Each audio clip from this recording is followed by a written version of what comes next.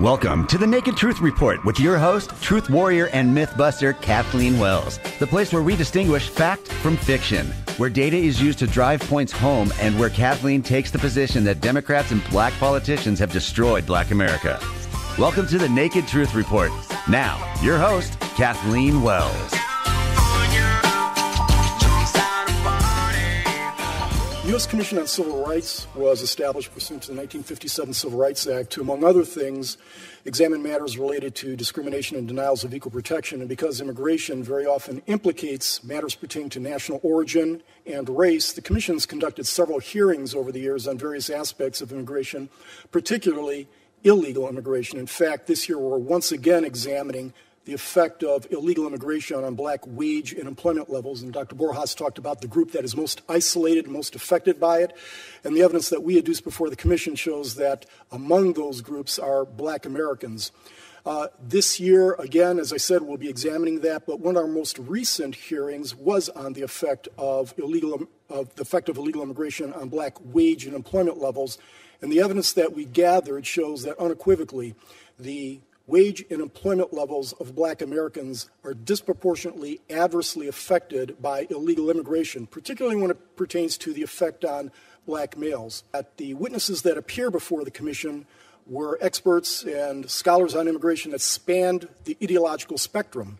And while they may have disagreed with respect to policy and maybe matters of degree, every single witness before the Commission agreed that illegal immigration has a decidedly negative impact on the wage and employment levels of black Americans, particularly black males. And the evidence shows that the reason for this is actually pretty basic.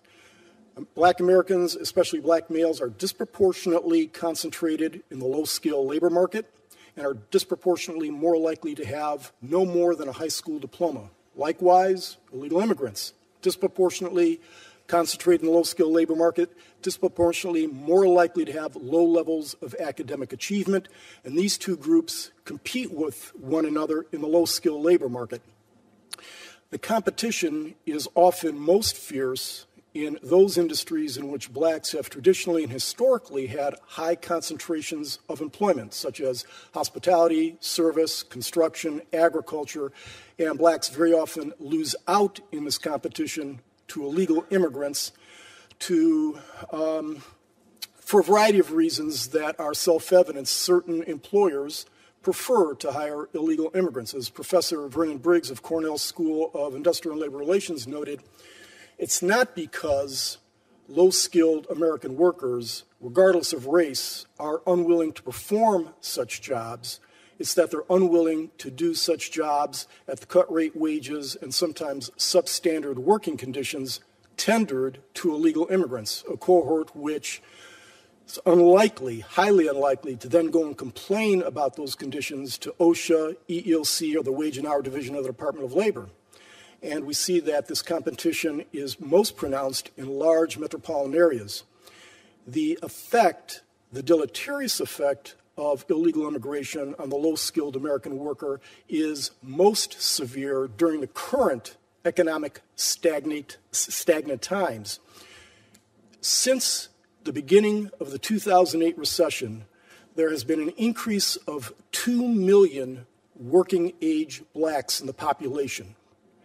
However, during the same period of time, the number of blacks currently in the workforce was also 2 million less, so that there's been no net increase in the number of employed blacks, despite a substantial increase in the black population.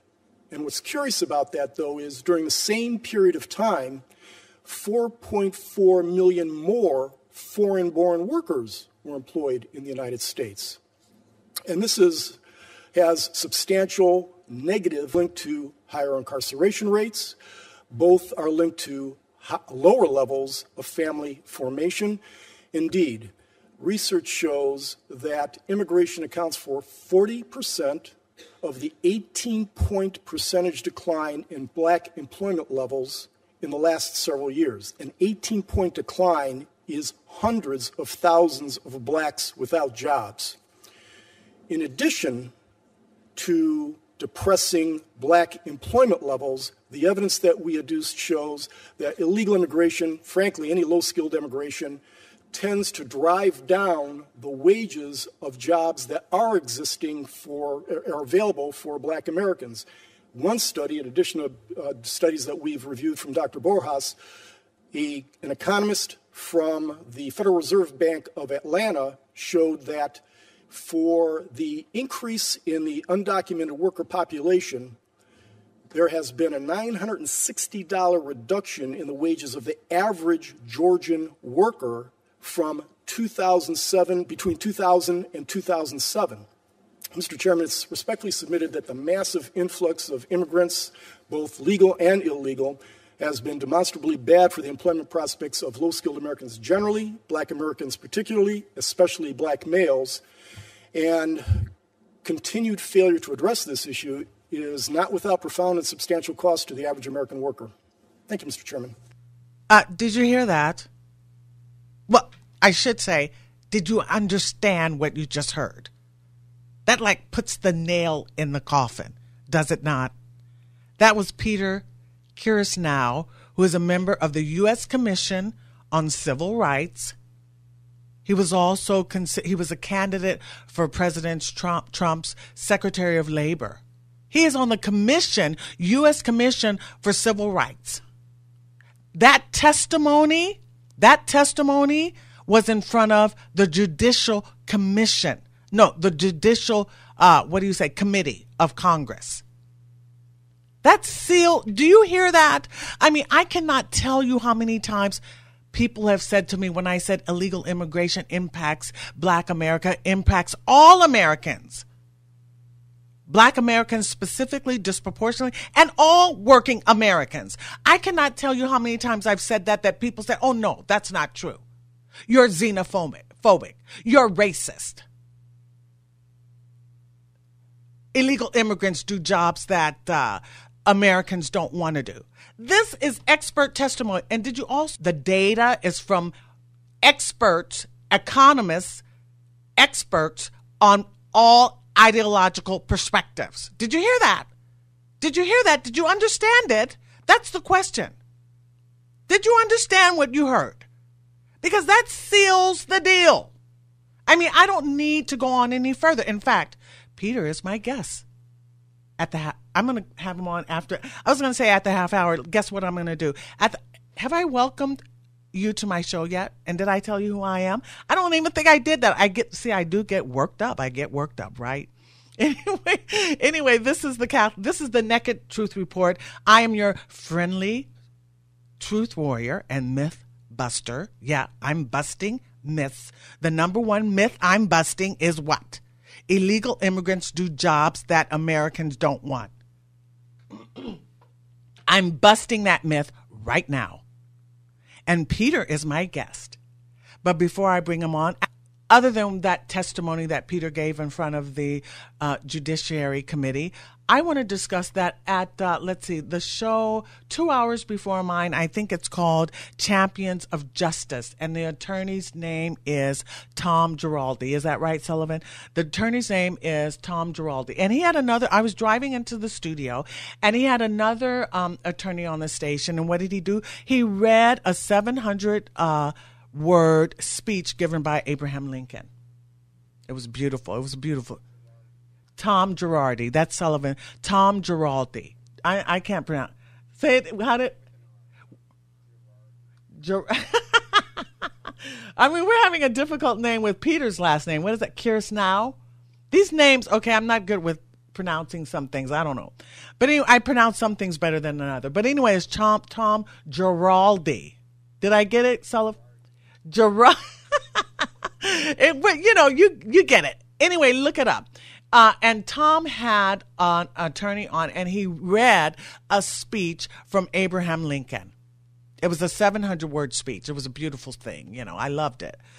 And in that speech, Abraham Lincoln said specifically, explicitly, the cause of the Civil War was slavery. Now, let me tell you one thing. They write books on the fact that the Civil War was not fought to end slavery. They write books about this. And then so you have all these people spewing this mantra, this narrative. No, the Civil War wasn't fought to end slavery. It was this, that, and the other. This is what, that speech, he explicitly said, these were Abraham Lincoln's actual words. And you can look in the archives and you can see comments from other states, from other members of Congress, how they stated slavery. Now, as I mentioned last week, 97% of us, 97% of Black Americans are the direct descendants of slaves, right? So the other tidbit is that 600,000 soldiers, young men, young Americans, young white men died in the Civil War. More than any other war. More than all other wars combined. That's what they say. More than all other wars combined. 600,000 white men, young white Americans died in the Civil War. So what does that mean? That means, I don't want to say the percentage, but that means hundreds of thousands of young white men died, American men died to end slavery, died for the direct descendants of slaves. Do you understand that? Does that make sense? Does that make sense? And these young white men I don't think they were they weren't liberals. They weren't Democrats, were they? Because Abraham Lincoln, he wasn't a Republican, but I think he was a Whig. Is that correct? So I just wanted to put that out there. I wanted to put that out there because I think that, something that Dr. John Henrik Clarke says is that history is always a current event. I think, my guest last week, Frank Morris, says that many of us, particularly Blacks, are ahistorical. We do not know history. History is important because history is always a current event. We stand on the shoulders of history. So it's important to know history. It's because it shapes your perspective of things, right? So what we're saying is this, that just as we Black people are direct descendants of slaves, 97% of us, there are a lot of Americans who are the descendants of men who fought in the Civil War to end slavery. Is that correct? Does that make sense? Do you understand? Their ancestors were not Democrats. So, everything is sort of like topsy-turvy and twisted and convoluted and messed up. And it's messing up Black folks. You know why? Because Peter just told you the data on how illegal immigration is adversely impacting Black America. He said, what was the word he used? Unequivocal. What does unequivocal mean? You can't dispute it. It is definitive. It's absolutely certain. Do you understand that?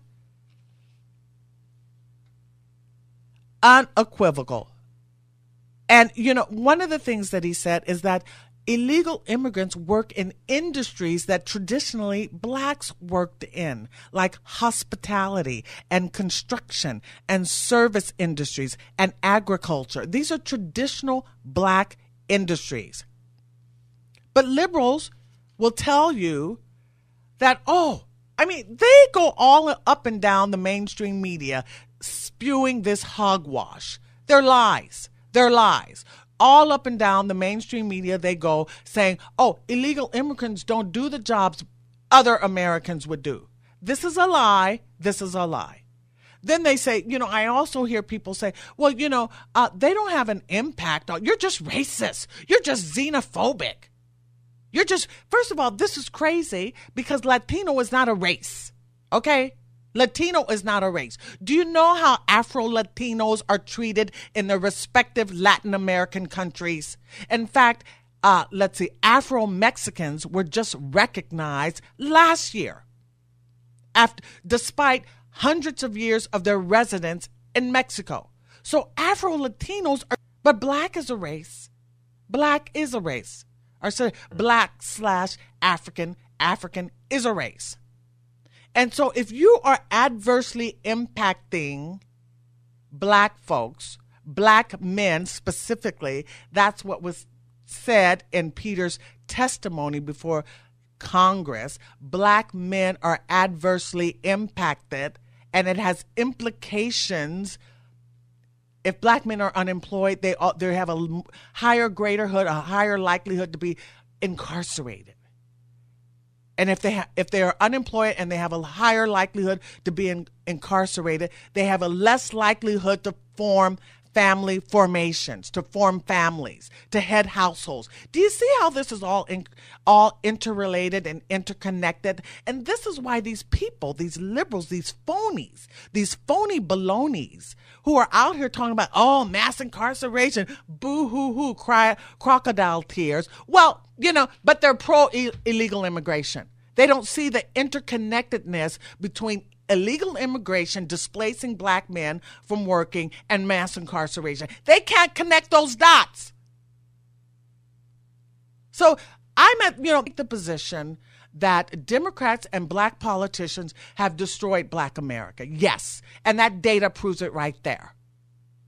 That data that Peter gave before Congress proves it right there. And another thing, I'm going to let Peter come on. Should I have Peter? What time is it? Let's see. I want to say one more thing before I bring Peter on. Is Peter on the line, Sullivan?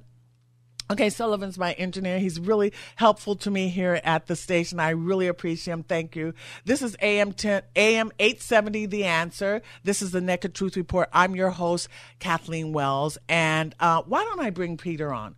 There was one more thing I wanted to say, but I forgot it. So I'm I'm going to bring Peter on right now. Hi, Peter Kirsanow. Thank you for joining me on the Naked Truth Report. It's a pleasure to be on. Well, let's see. What should you focus on specifically? We listened to the testimony that you gave before the Judiciary Committee. Tell me, what was the response from Congress? It depended on who you were talking to. The response from those that should probably have been most concerned, that is, the members of the Congressional Black Caucus, was just silence. We've attempted, by we, I mean several of us on the U.S. Commission on Civil Rights, have attempted to engage the members of the Congressional Black Caucus on a number of occasions ever since we've had several hearings with respect to the effect of illegal immigration on Black workers. And in those hearings, the evidence that we adduced was pretty clear. We had witnesses that came from every ideology imaginable, just spanned the ideological spectrum. And even though they may disagree with respect to the essentials of certain political matters, they all agreed that illegal immigration has a negative effect on Black wage and employment levels. And because of that, I tried on a number of occasions to engage the members of the Congressional Black Caucus about doing something about this, because we're not talking about an effect that's simply on the margins. We're not simply talking about a slight decrease in Black employment levels or wage levels. We're talking about something that's fairly significant, that has, put it this way, we don't know of any other single phenomenon that has as deleterious or adverse effect on Black wage and employment levels as illegal immigration. It's pretty serious. And so we thought that we'd have a receptive audience in the Congressional Black Caucus. We didn't. The person, there were several senators who were very engaged, very interested, and wanted to do something about this.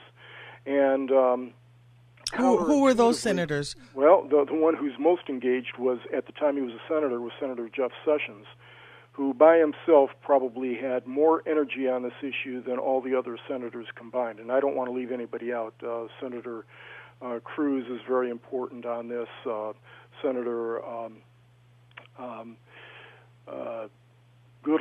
Congressman Goodlatte and a few others, but Senator Sessions really was the leader on this. He was extremely concerned about the effect of illegal immigration on Black and wage and employment levels. But we had absolutely no response from the Congressional Black Caucus, which was very dispiriting.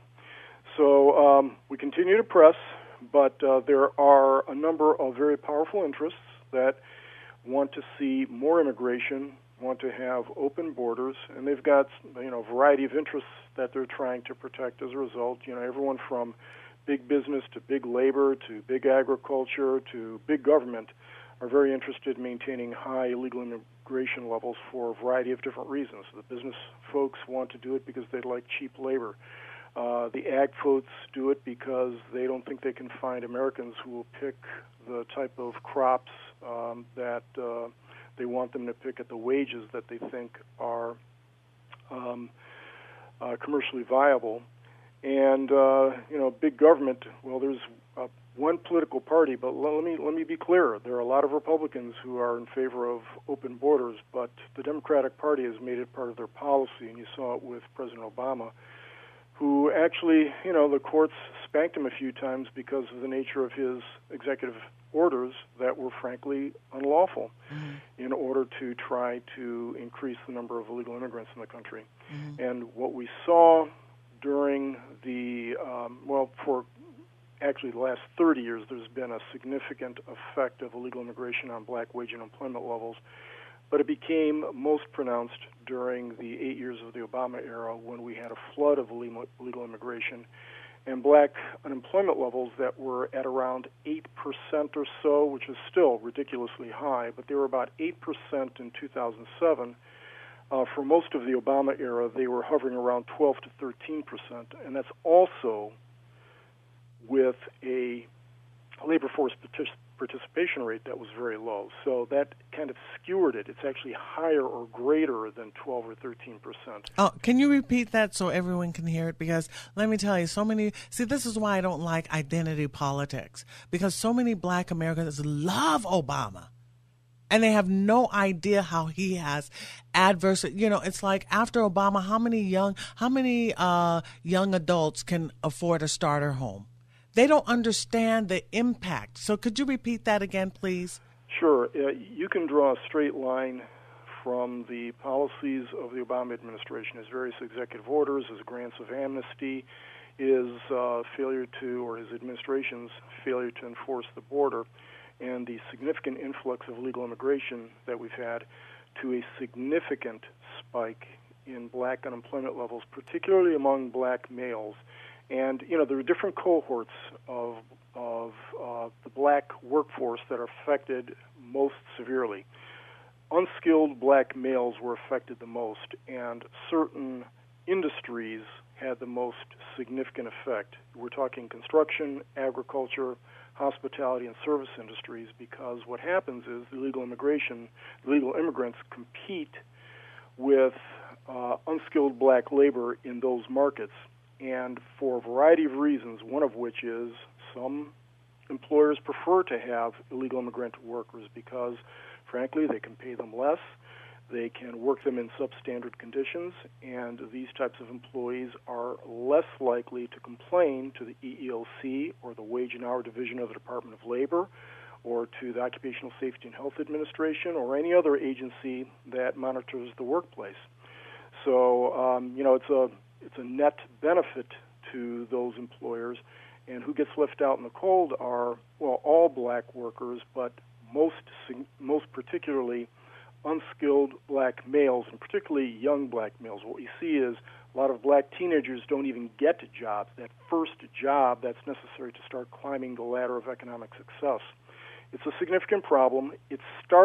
We're seeing some signs that this is starting to change. The black unemployment level has begun to fall just in the last 6 or 7 months, and it's not a coincidence that in the last 6 or 7 months the number of illegal immigration border crossings has plummeted by 76%. That's without a wall or anything like that. It's just because of the prospect of greater enforcement. The word apparently has gotten out that there's a new administration, and this administration takes national security and border control seriously because that's the job of the government.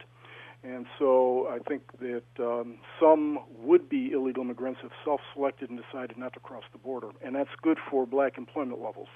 Did you hear that, folks? because of President Trump, black employment has improved. Did you hear that, folks? And yet you see, oh my God, these liberals keep young black men triggered.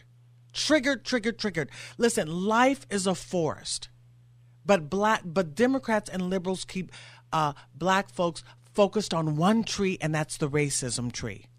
I mean, with this Charlottesville, Virginia incident, isolated incident, but the mainstream media is gnawing on that racism bone. They gnaw on it like, oh my God, racism is attacking black Americans. We must run and hide, for racism is coming for us. It's all over mainstream media.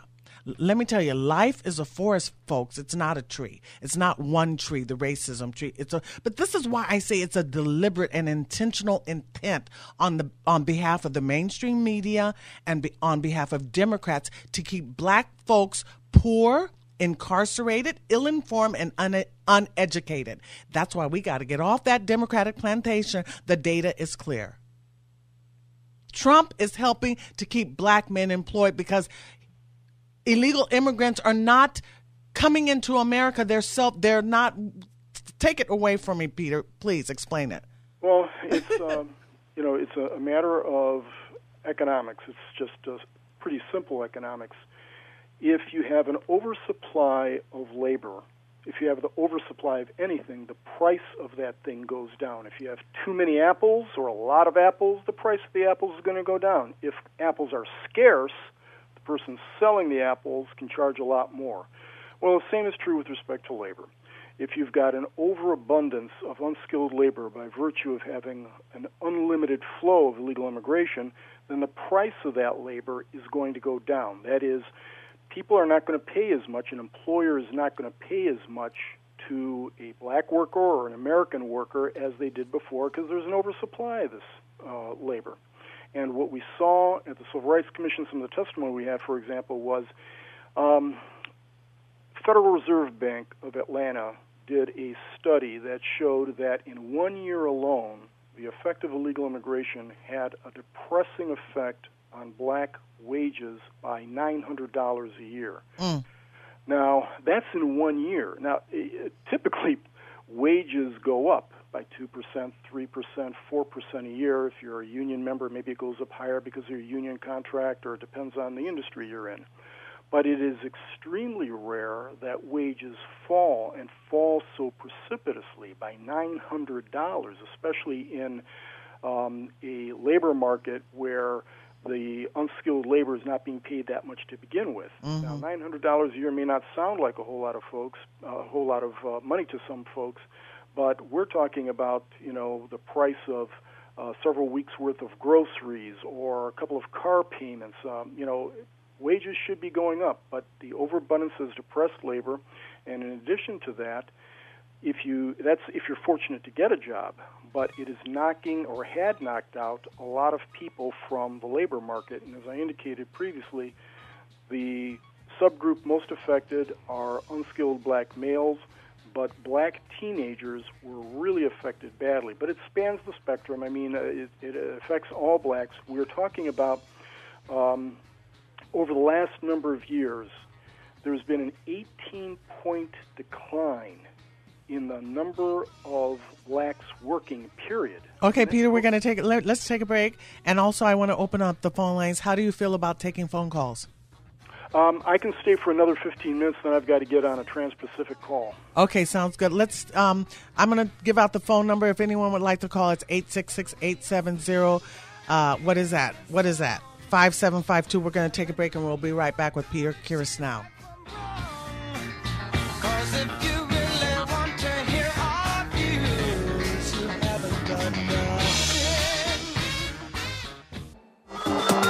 Kathleen Wells, the host of the Naked Truth Report, wants to hear from you. Just like our borders, the phone lines, well, they're wide open. Call in at 866-870-KRLA. That's 866-870-5752. 866-870-KRLA.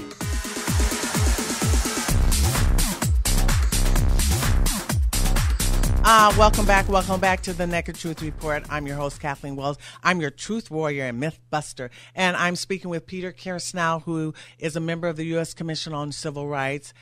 Peter, you were talking about that 18-point decline for black workers. Yeah, Kathleen, 40% of that, according to the testimony that we adduced before the Civil Rights Commission on this issue, 40% of the 18-point decline is attributable to illegal immigration.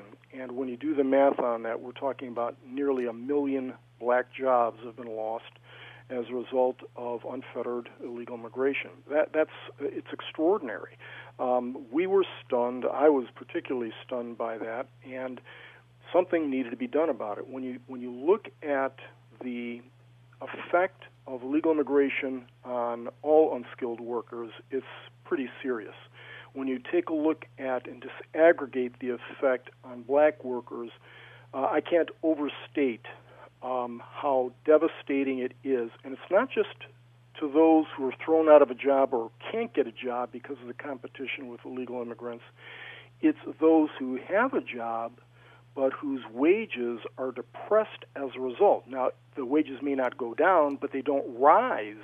Well, they do for several, as I indicated with respect to that one Federal Reserve study, but they don't rise in accordance with inflation rates and the way others will see their wages rise when they don't have this suppressive or depressive competition from illegal immigration. So the fact that we've had some controls in place, modest controls being put into place, actually it's the Trump administration really hasn't done that much other than simply say we're no longer following the Obama administration's policies that pretty much said, we have an open border and you can come in anytime you want to.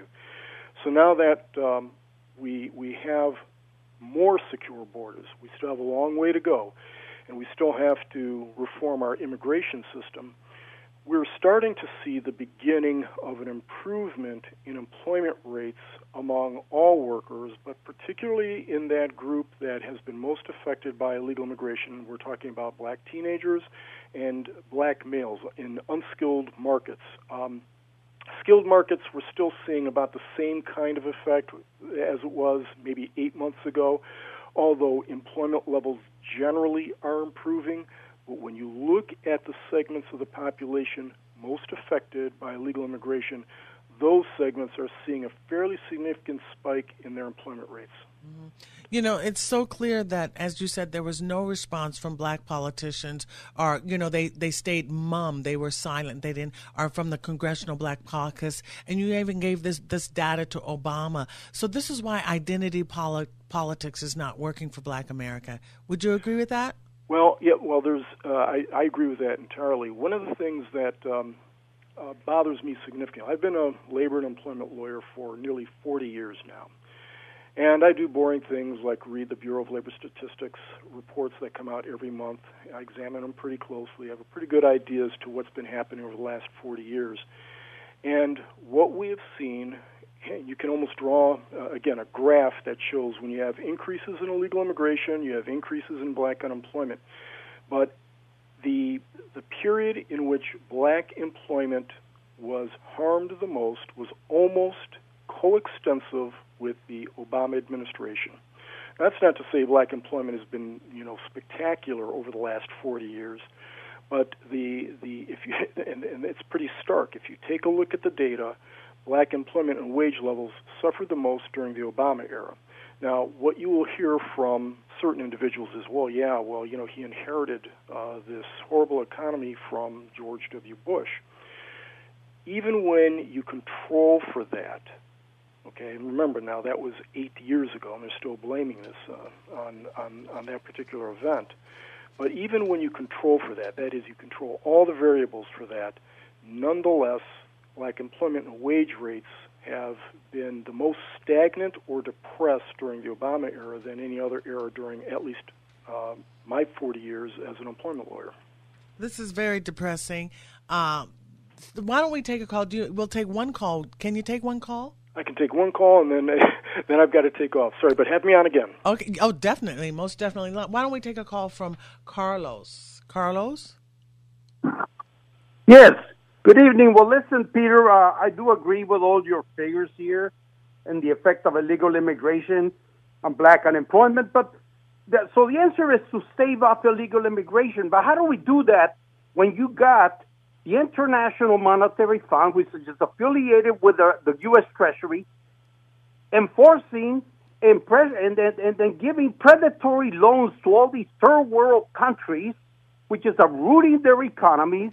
And I'm talking about third world countries in Central America, South America, Africa, certain parts of Europe. And they're uprooting their economies. They cannot grow because of these predatory loans that are arbitrarily forced on these people. And you also got, of course, the United States. You go back to the wars in El Salvador.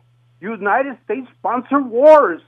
You got right now. You got the CIA and the death squads over in Central America, influencing the pandillas or the ousted gang members from here. They go out there. Well, the death squads go out there and give them money to keep promoting crimes. So all these people keep coming back to the United States over here because our government is directly and indirectly causing the chaos in those countries. See, we got to look at those.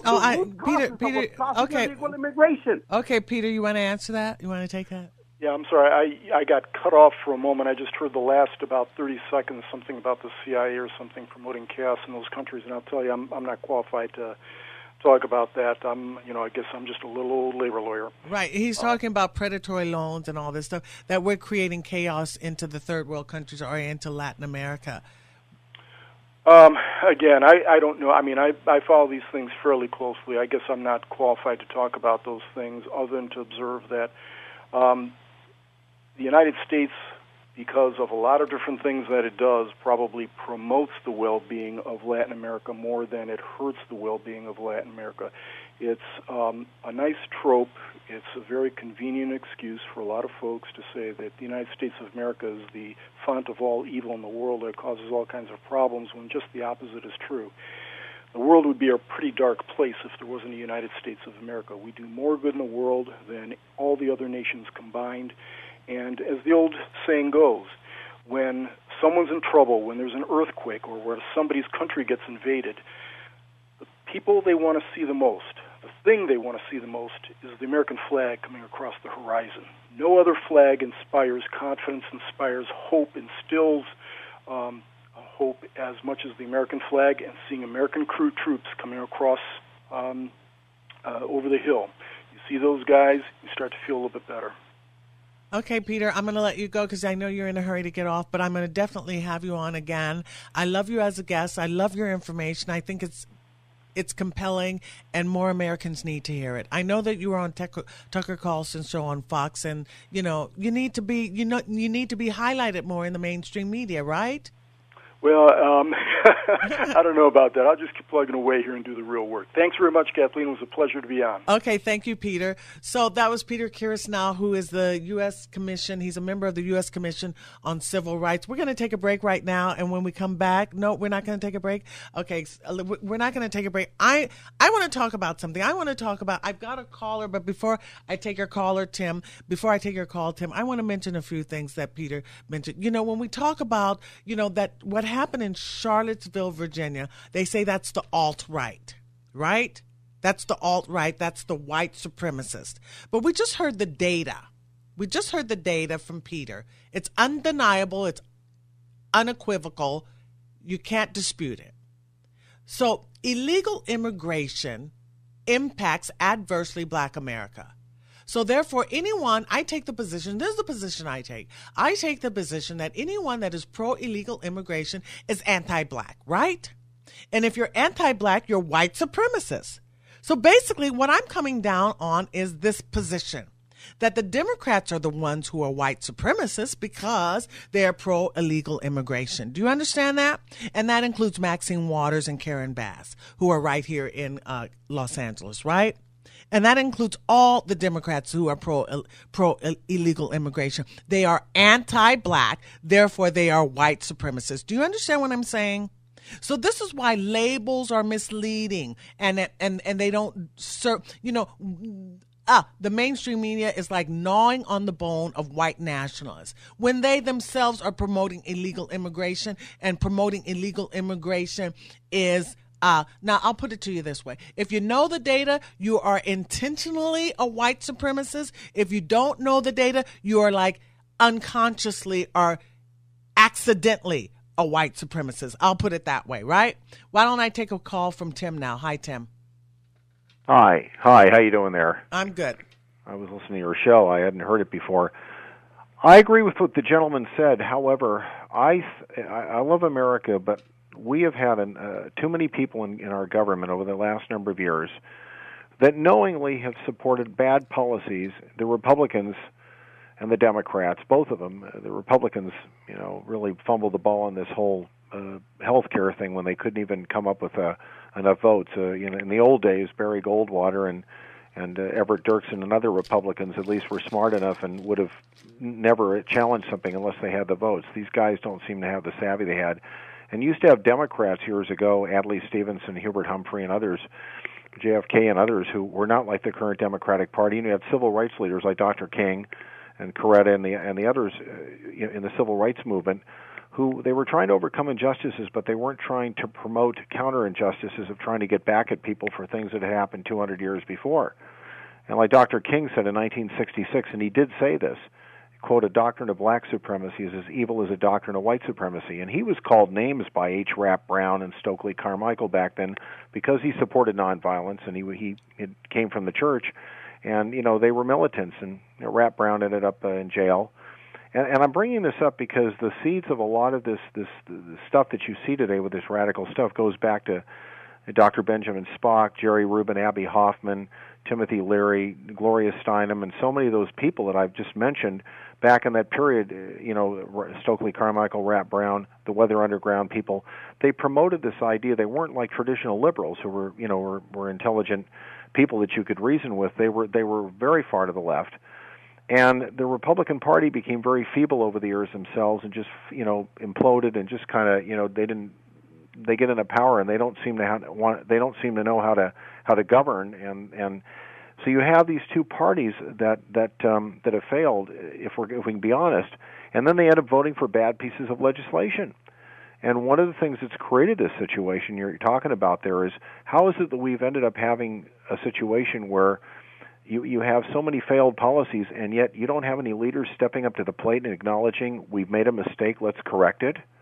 I mean, part of being a leader, it means you should have the character and say, okay, we made a mistake. I mean, let's face it, Ms. Wells, there's no harm. We all make mistakes in life, right? Well, so what are you saying? The politicians are bad?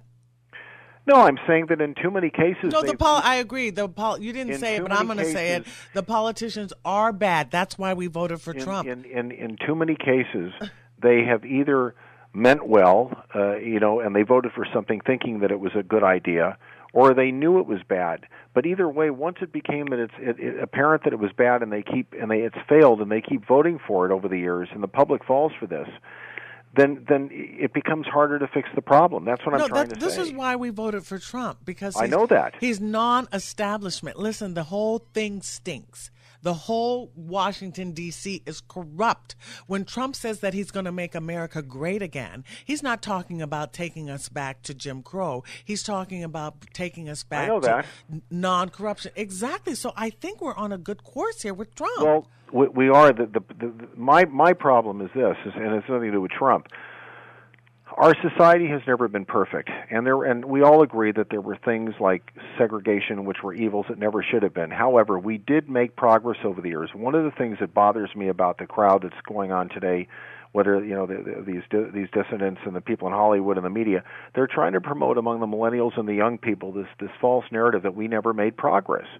We did. We passed Social Security, Medicare, Medicaid, the GI Bill, reparations for Japanese Americans, civil rights, voting rights. I mean, my God, those are improvements. Well, no, I think that, listen, Black America is regressing. During slavery, Black Americans own 1/2 of 1% of the wealth of this country. Fast forward to today, and we own 1/2 of 1% of the wealth. That is regression. And in fact, my position now, I don't appreciate Martin Luther King. You know why? Because he sold us out to the Democrats. I don't appreciate that very much. I think, in fact, Malcolm X said, a black person who votes for the Democrats is a chump and traitor to his race. I take that position. In fact, I think it's proof is in the pudding. We are regressing economically. That's not progress. Martin Luther King, this is just symbolism, you see. He was wrong. He shouldn't have sold us out to the Democrats. Black Americans should have not taken any position and been more mature and sophisticated with politics and gone to the best bidder who was offering the best deal for Black America. That's the position I take. No, I'm in agreement with you. I'm agreeing with what you're saying. I do remember that Coretta King, for example, wrote letters to the Congress and the Senate in both parties, and strongly urged them to enforce laws against employers that were hiring illegals. Exactly. And she was totally against it. And all I'm saying about King is that at the time he did criticize Johnson and other Democratic leaders when he didn't agree with him. I look, Alveda King, if you've ever heard her, she's a conservative. She said, my Uncle Martin would not be going along with a lot of the things that are going on today, the rap music and this filth and this profanity and a lot of things. Whatever his faults were, he would be. He was first and foremost a man of the cloth. He had a degree in theology. He would be opposed to a lot of this stuff. I clearly see that he had his faults, but a sincerity. But my God, he was the complete opposite of Al Sharpton and Jesse Jackson. Well, that's no question true. about it. That's true. I'm going to call them all out. In fact, as I mentioned before, you can Google my name, Kathleen Wells, Huffington Post, because I used to be a liberal, and you can see all of my interviews with all of these people on the Huffington Post. I used to be when I had my other radio show at KCAA since 2011. I was a progressive and liberal, and I changed when I dug deeper and saw the data. See, I'm a data girl. The data makes the difference, right? No, I appreciate what you're doing. You're telling the truth. You're telling it like it is. Look, I won't keep you, but it's like when I look at these where we're going in the society, there's also globalism, and I think that a lot of that ties in with these trade issues and the immigration, because these political leaders are getting money from elite forces, powerful money forces that buy them off. I'll leave you in the last note. David Rockefeller, who died last year, 101 years old, gave money to Robert Dole, the Republican nominee in 1996, and Bill Clinton, the Democratic nominee, who was already the incumbent president, as a thank you for throwing NAFTA, GATT, the World Trade Organization to them, and that had a negative impact of increasing illegal immigration. Yeah. So they've sold out. So I love America, but these people have really done a terrible disservice to this country. Both of them are in bed together, and one can't claim the other and say I'm holier than thou, and you're the only one that's responsible for this mess we're in. Well, you heard what Peter said about Trump. Exactly. We like that improvement in employment of black males. Thank you, Tim, for calling in. Huh? Thank you for calling in. We're going to call out like that black activist Sean King. I don't know if he's black or not. That's a controversial issue. And we want to call out Joanne Reed on MSNBC and Charles Blow at the New York Times and Michael Eric Dyson and Al Sharpton and Ed Gordon. I hear Ed Gordon had a tete-a-tete, or he went into sort of like a tumble thing with Omarosa. And we want to call out Mara Garcetti, because have you seen what's going down at Alvarado and like Wilshire? It's like horrific. It's like, Tijuana revisited. We're closing up here, and now I want to say that I'd like you to visit my website. We're getting it done, thenakedtruthreport.com. We're working on it. And also, as I said, you can read how I was liberal. If you can Google my name, Kathleen Wells, Huffington Post, and you can see all the members of the House and Senate that I've interviewed. Also, I have articles on Truth Out and Counterpunch and Alternate. And let's see, what else do I want to say? Oh, I have a Facebook page, The Naked Truth Report. Also check that out. I keep it updated. And I always like to end the show with a love song for Americans that have deep roots in America, deep roots in California, and deep roots in Los Angeles. This is my love song to you with deep roots in America. Thank you very much for listening.